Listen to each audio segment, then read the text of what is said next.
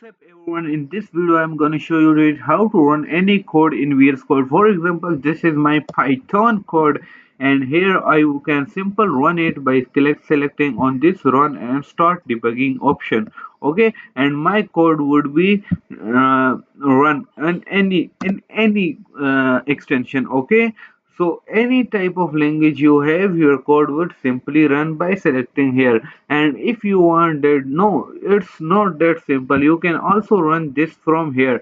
You can see this is run Python file and it would run my code. Okay, so here I would choose any option. For example, want to add student and this everything. Okay, so I can run any code here. Okay, and if you want that, no, it's also not okay, or your code is not running, so make sure you install the extension of your programming language. For example, this is Python and I installed the Python extension from here.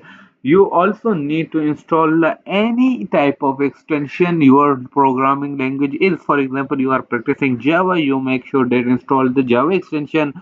JavaScript, so you have to install the JavaScript extension. So that's how you can install any extension and then your code would run. Okay, so you can see that here I installed these type of extensions. Okay, so that's all for today. Make sure you subscribe to my channel.